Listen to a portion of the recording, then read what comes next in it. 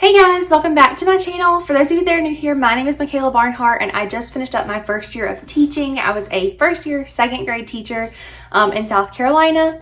So that just kind of gives you a little background for today's video, because today's video is going to be all about why I left teaching, why I decided not to sign my contract again for next year.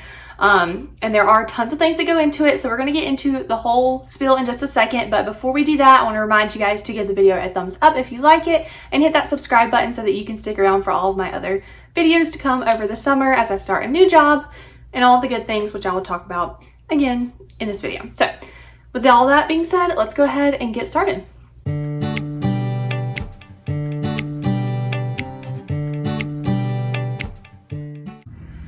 Alright guys, so first I kind of want to start off with just talking about how my year was in general, because it was my first year of teaching. I want to go over things that happened this year in my career, in the teaching realm, as well as just in my life, that kind of all made up to this decision. I feel like it was a lot of things. I didn't just wake up and obviously decide, I don't really think I want to teach next year. I'm looking at our dog Oscar. He just came in here. Leave that alone. What are you doing? No sir. I would show him, but I can't pick him up because he's huge. I would show him to you guys. But anyways, it wasn't like I just woke up and decided, I don't think I'm going to teach next year.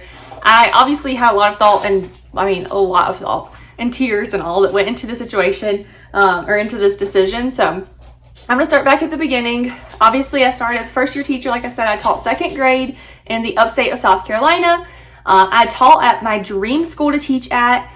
Loved my grade level, the 9 yards. It was the job for me for sure. I loved it.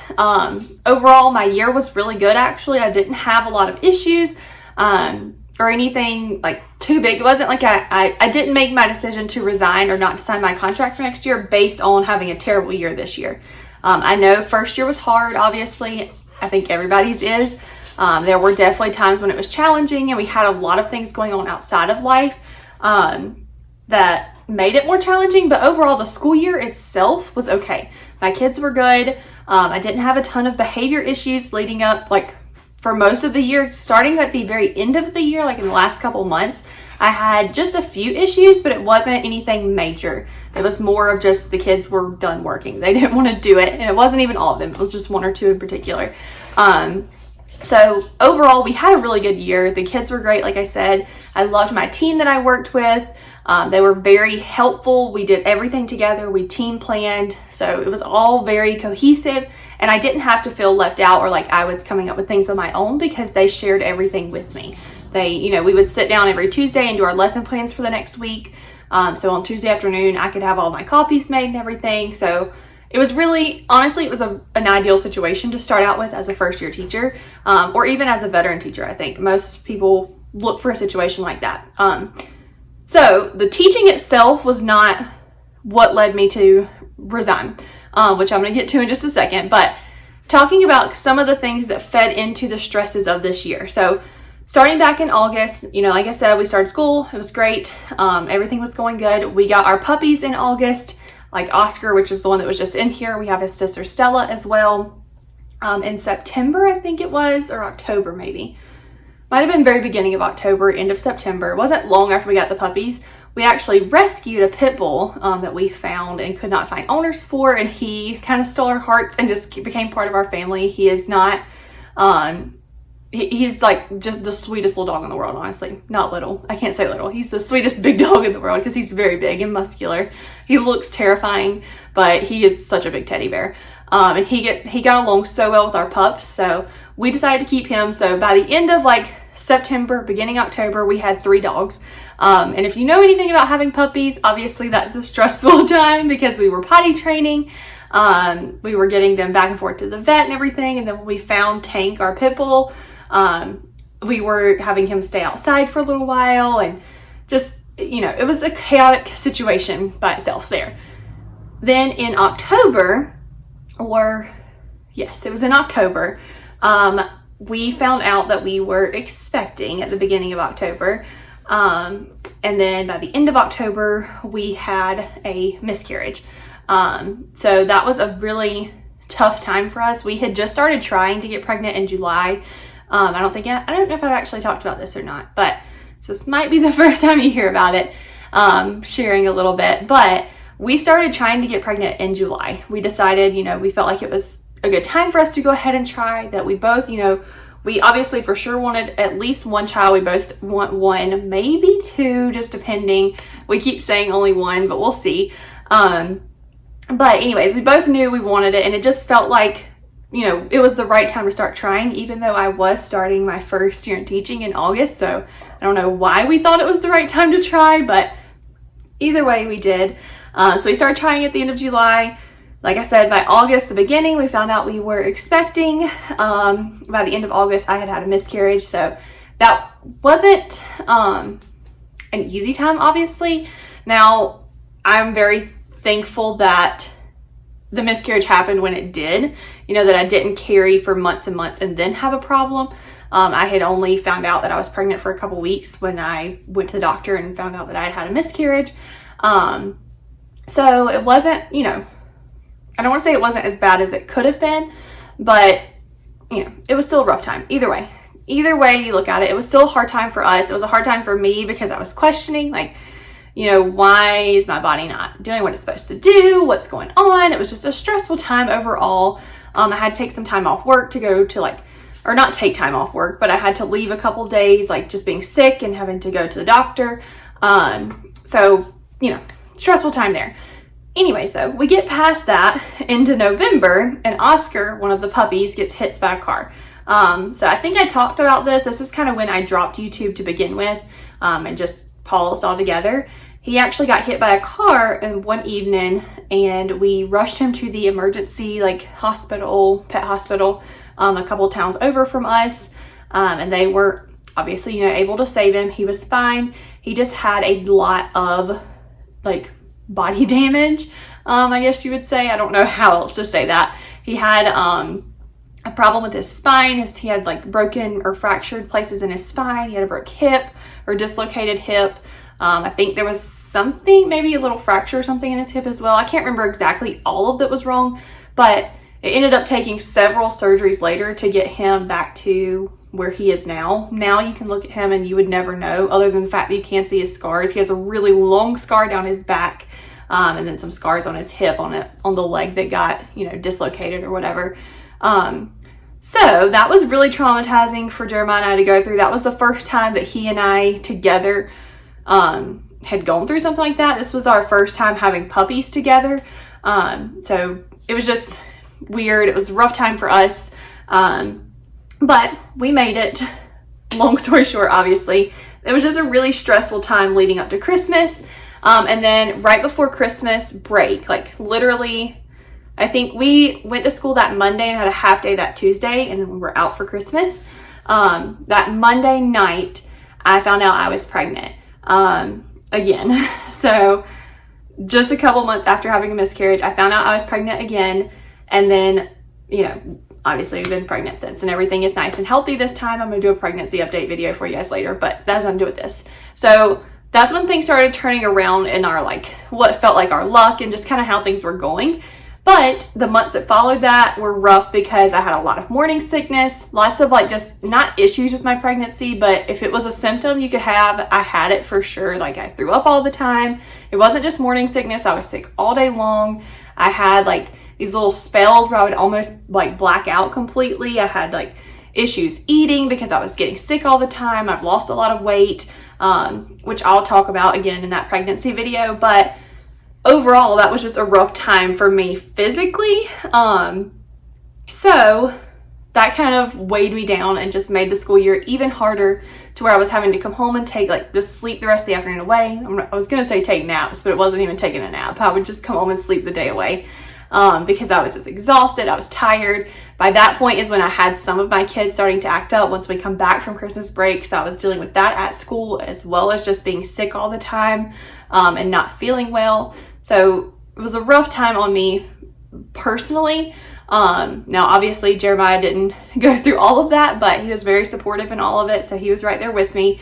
But anyways, all of that kind of made the end of the year really hard for me. And I just remember days thinking, as I sat in my classroom, at planning or after school or something, or coming home, and I remember sitting there thinking, I cannot do this for the rest of my life. this is not what it's supposed to be like. I can't do this job forever because I cannot imagine coming back next January and having to go through this again.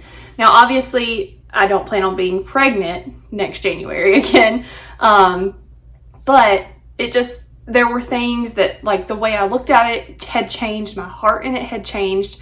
I was just very over being at school. I didn't find it as my happy place anymore.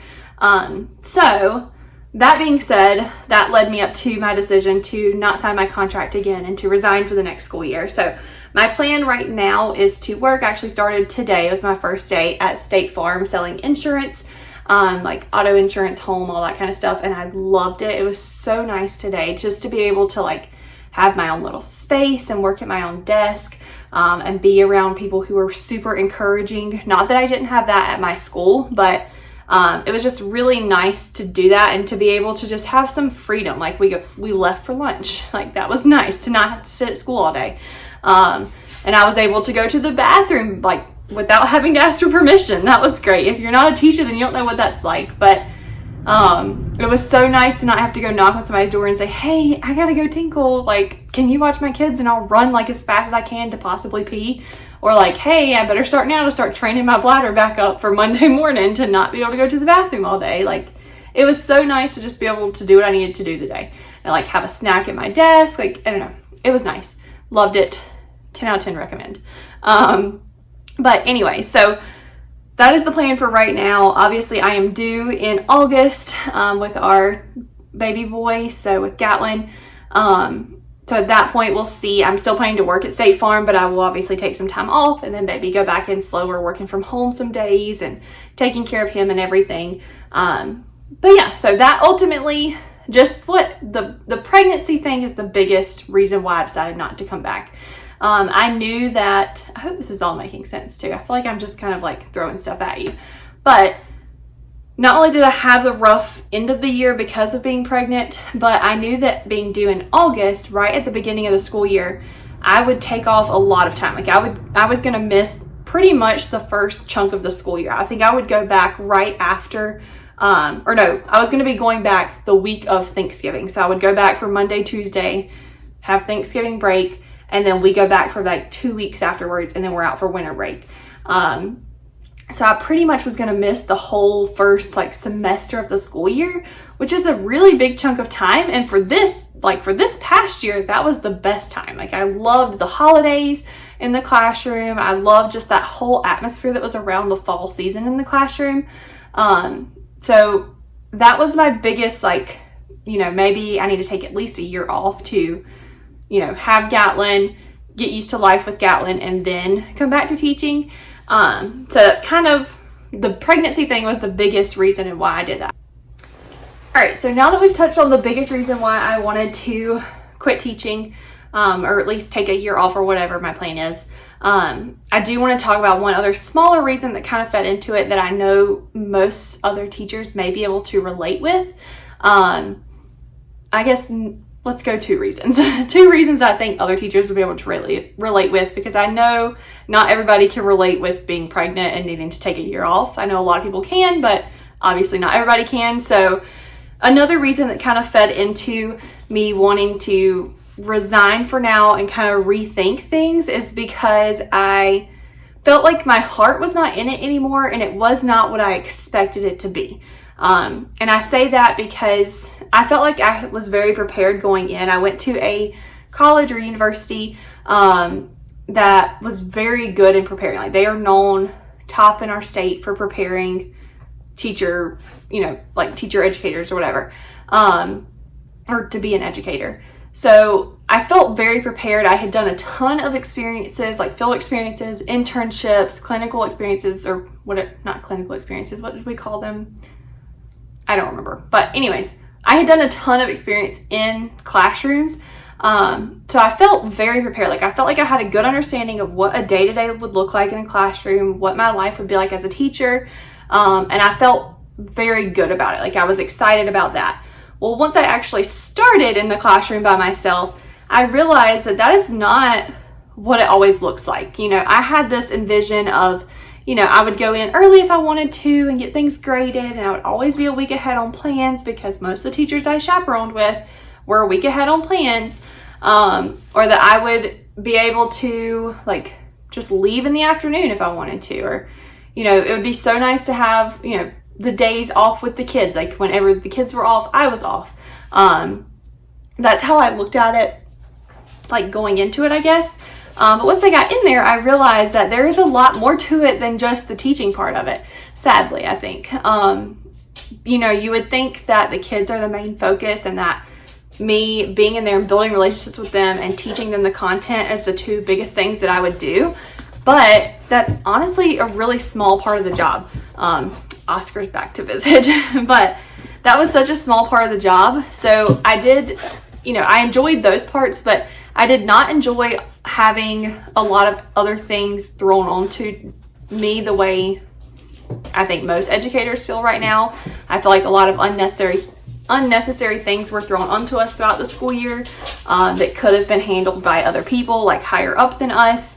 Obviously, dealing with unhappy parents was not always my favorite. Not that I ever really had any unhappy parents, but I'm very much a people pleaser. And just like when a parent would question me, or if they were not like 100% on board with like a grade that I gave or anything like that, it would really genuinely bother me. Oscar, what are you doing? It would genuinely bother me because I am such a people pleaser. I just wanted them to be happy with what I was doing and wanted them to see that I was truly trying to do the best things for their kids as well. So that was hard for me overall, but I just felt like it wasn't everything I expected it to be. He's trying to see you guys. It wasn't everything I expected it to be. And like I said, my heart by the end of the year just did not feel like it was in teaching anymore. It was just somewhere else. So that being said, though, that leads us to the other little reason, and that was my admin. I know a lot of people can relate to having admin that are difficult. And I want to preface this with saying my admin were great. They were amazing. They were not difficult people to get along with. They were very friendly, very helpful. Anytime I needed something, I could email and get a response. The problem was they were, they were very like hands off, I guess you would say. They didn't come into the classrooms a lot. They didn't get seen around the building, more so my principal than my assistant principal. And that was harder for me because I'm someone who really wants affirmation that I'm doing the right things. And when I would go see them, they would tell me I was doing great, but they never really came into my classroom a lot to see what I was doing. And so I never felt for sure, was I doing what I needed to do, or were they just saying that? You know, I wanted that affirmation in myself to see, like, am I really truly doing what these kids need?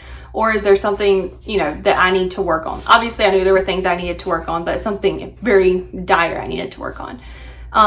So that was something that I struggled with a little bit, was just not always getting them in the room as much as I would like to. But overall, like I said, stop. Being pregnant and all that was the biggest reason that I wanted to leave teaching. All right, so the last thing that I want to chat about in this video, and I have no clue how long this is going to be at this point, so if you've made it this far, good job. I don't know what, you know, if I'm even making sense, but I know I'm probably going to get asked this, so I want to go ahead and touch on what my plan is, you know, from here on out. I know I mentioned that I am starting a job at State Farm, or I just started a job at State Farm with insurance, and I intend to do that for a little while. But right now I'm kind of just leaving my life open to what happens, I guess. I don't really have a set plan. Obviously, I know that I'm taking at least a year off of teaching. I may go back after that if I feel like I have regained my focus and feel like I have, you know, missed being in the classroom. But I really want to take this year of doing something completely different, an office job type setting. I want to take this time to really enjoy that job, like the job that I'm doing, as well as seeing, like, while I'm there throughout the school year, do I miss being at school? Would I rather be at school than be here? You know, would I rather be with kids teaching, or is this kind of what I like to do now? So I'm going to take some time throughout the school year as we, you know, start the school year back up or whatever, to decide that before I really decide whether I'm done teaching altogether or not. But that's just kind of my thought on it right now. So right now I'm just kind of leaving it open. Like I said, I'm taking at least a year off, so I won't be teaching next school year. At that point, we'll reevaluate, and I may apply to go back the next year, or may decide that I am just done. So I don't know. We shall see. I also am very, I keep an eye on kind of the politics and stuff that go in with teaching a lot.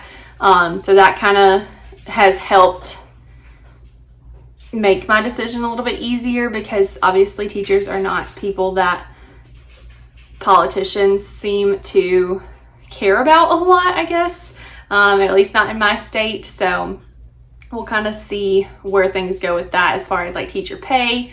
I know the state of South Carolina just passed a law that required, I think it was 6 weeks minimum, and I could be wrong on it, but I think it was 6 weeks minimum paid time off for parental leave, for maternity leave or whatever. And it was supposed to apply to all state employees except for teachers. So they excluded teachers from that, which just, why? Why would you exclude teachers? But either way, I'm going to keep an eye on that kind of stuff too, and decide from there if I want to go back or not, because I know a lot of people are leaving the profession because of how teachers are treated, in terms of politics, and just in terms of how teachers are looked at and viewed. And I know that it's not the general public, because usually the general public are very appreciative of teachers and are constantly thanking teachers for what they do. It's not, it's the higher up people that are in charge that are making it a little more difficult, if you want me to be completely honest. But anyways, that's a whole different soapbox that I'm not getting on right now. So overall, that is the gist of why I decided to resign and not sign my contract for next year, and kind of what my plan is looking like going forward. I hope you guys enjoyed listening to it. I hope it made some sense and that I didn't just ramble for the last however long. But yeah, so I hope you guys enjoyed it. If you did, make sure you give it a thumbs up and subscribe. If you have any questions or want to share what your thoughts are, if you're a teacher, I would love to hear. Are you teaching again next year? Are you resigning? Are you, what's your thoughts on it? How is everything going for you? I would love to hear that. So definitely drop that kind of stuff in the comments below. I just like to listen to other stories on why they resigned, or why they're choosing to still go into the profession and that kind of stuff. So definitely leave those down below. I'll chat with you guys down there, and I will see you guys in the next one. All right. Bye, guys.